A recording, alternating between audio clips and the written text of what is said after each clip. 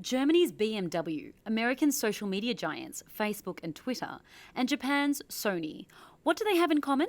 Singapore. These big international businesses have set up their regional headquarters here in the city-state.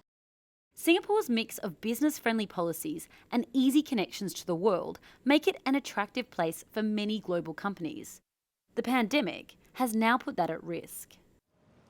Like elsewhere, Singapore imposed strict border restrictions in the last 18 months, with foreign professionals and the companies they work for affected harder than most. Alan Schnurvely and his family travelled to Europe to visit relatives, not knowing when they could return to Singapore. Although they can now come back, his wife Pavla says it's given them a wake-up call. There was a bit of divide in the treatment of the local residents and the expat community. We felt increasingly that the restrictions that were imposed on us were unfair. Many families in Singapore, like the Osbornes, found themselves scattered around the world, unable to meet. Not having that physical contact with the girls, that's extremely hard, very, very hard indeed.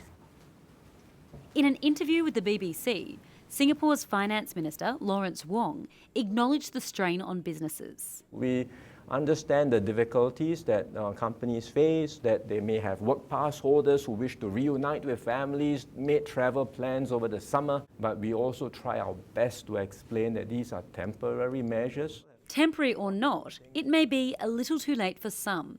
Alan and Pavla are planning on leaving, following other foreign talent who have moved back home or to places like Dubai. The talent drain is not something Singapore can afford, and it comes as the government plans to make more changes to who is allowed to work in the city. It's something the international business community is watching closely. There is a strong will to remain committed to Singapore. Of course, that can only happen with clear roadmap, clear engagement rule in terms of which manpower you can have. With travel curtailed and businesses moving to virtual meetings, there are questions over whether Singapore's role as a gateway to Asia will be as relevant in the long term. There is no doubt that the pandemic and the restrictions on global travel has impacted us as a hub. But if you ask companies around the world, they will tell you that the fundamentals for Asia's medium to longer terms remain strong. And to invest in Asia, they need physical presence.